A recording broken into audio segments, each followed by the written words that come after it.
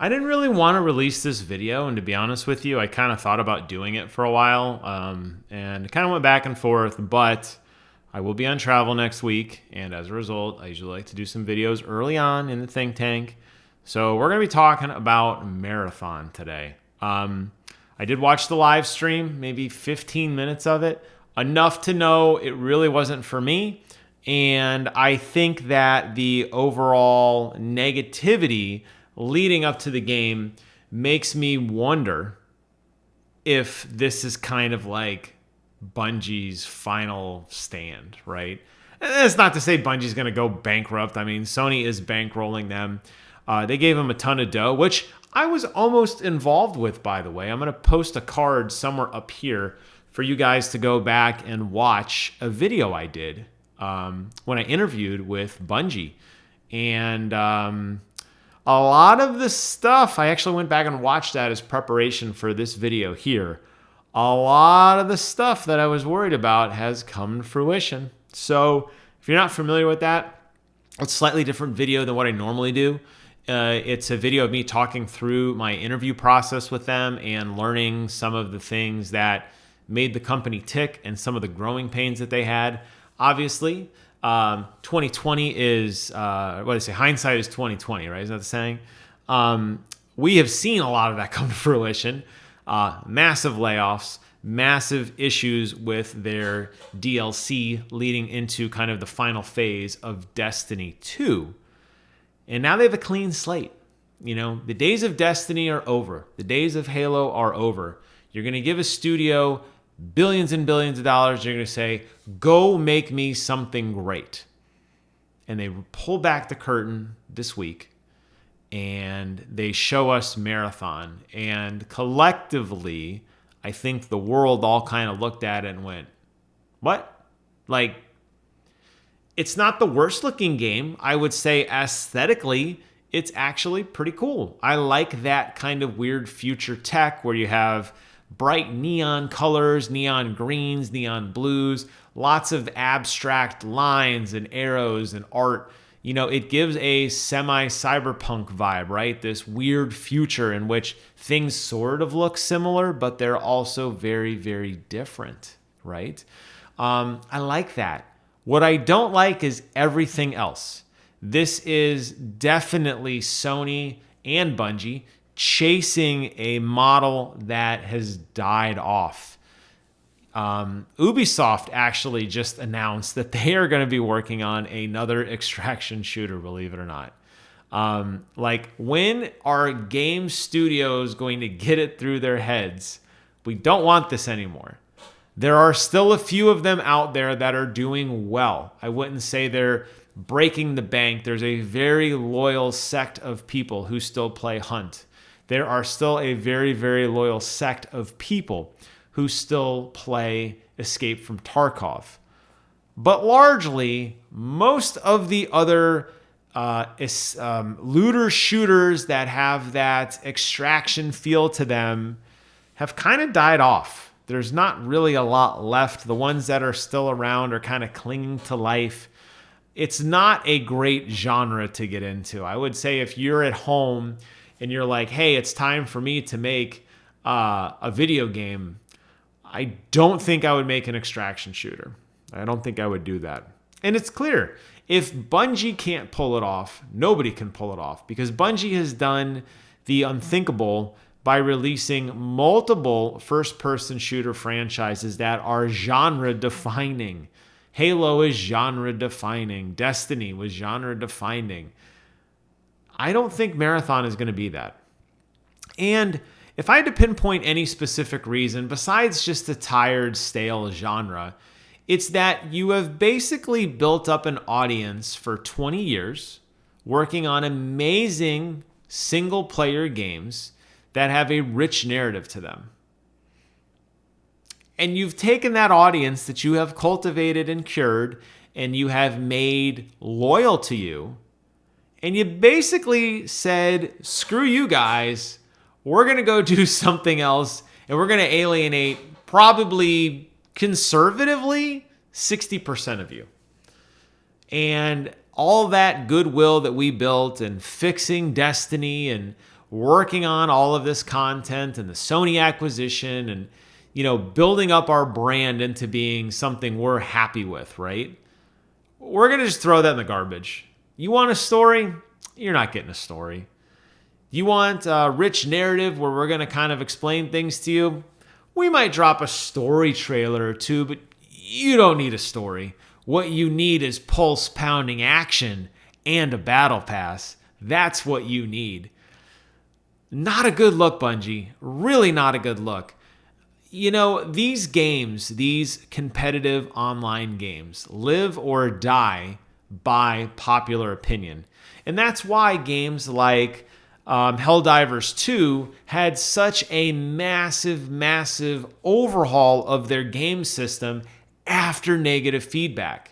Because if nobody's talking about a live service, multiplayer, competitive shooting game, then that also means nobody is signing on to go buy the cosmetics and the battle pass and the premium soundtrack or whatever tchotchke they're going to sell to you this week, right? Weapon charms, skins, whatever. That's how those games survive, okay? That's what the business model is. If there's no audience for it, it will die.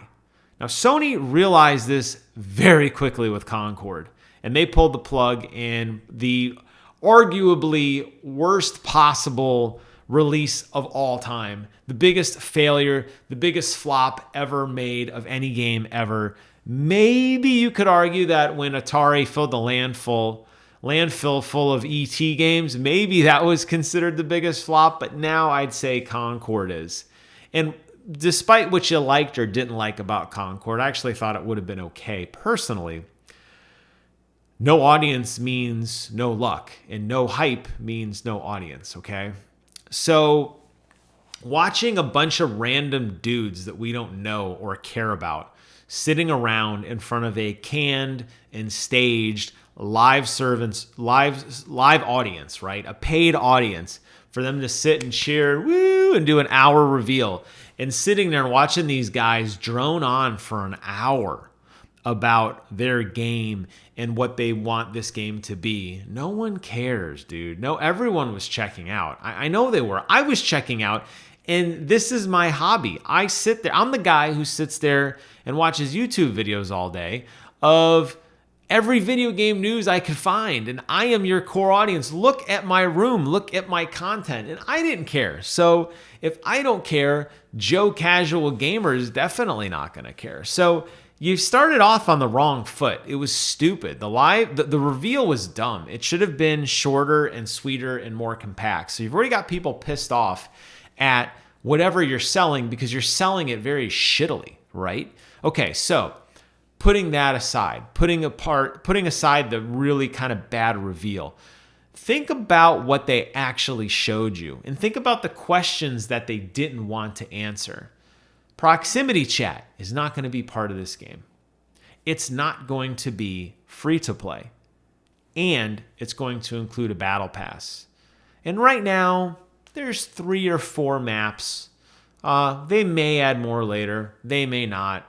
There's, 5 classes? 4 classes?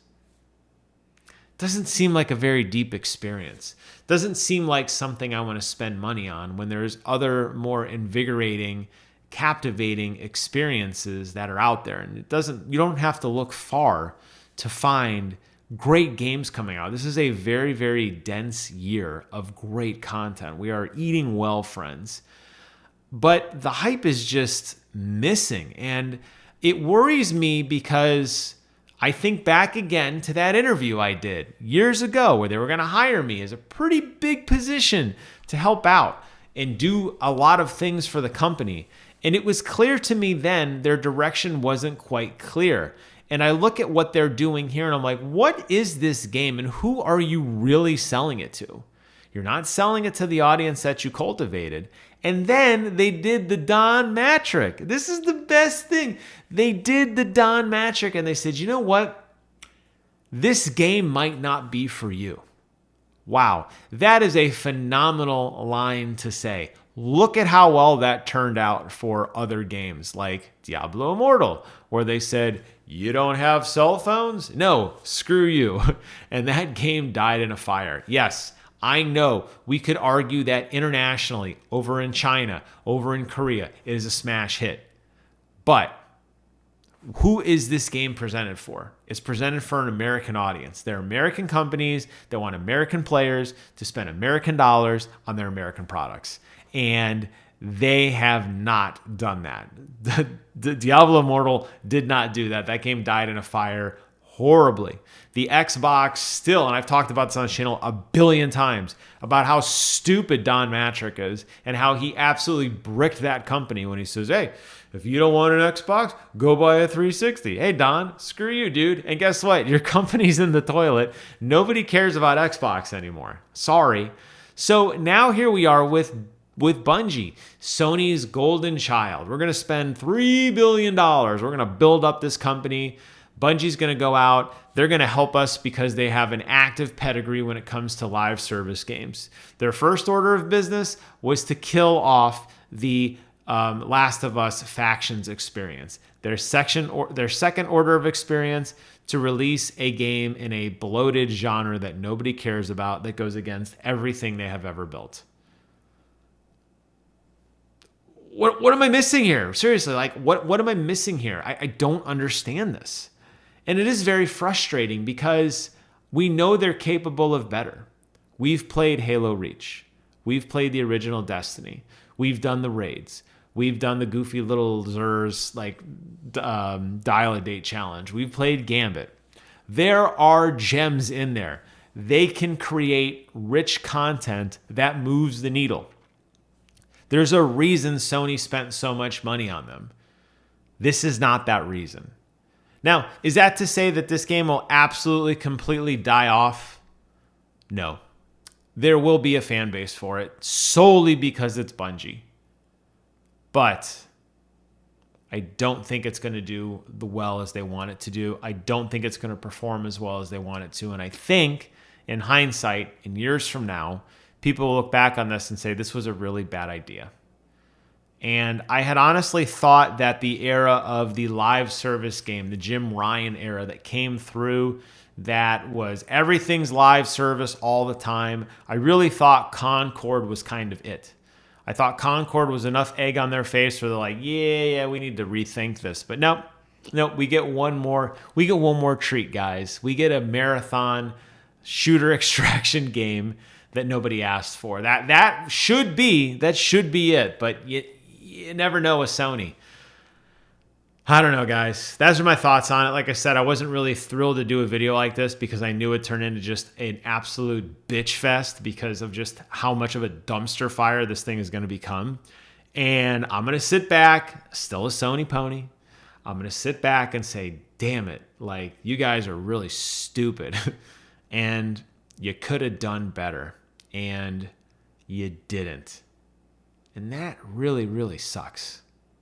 But hey, I'm just one guy with 5,000 subs. I don't know anything. I've just been playing video games pretty much my whole life.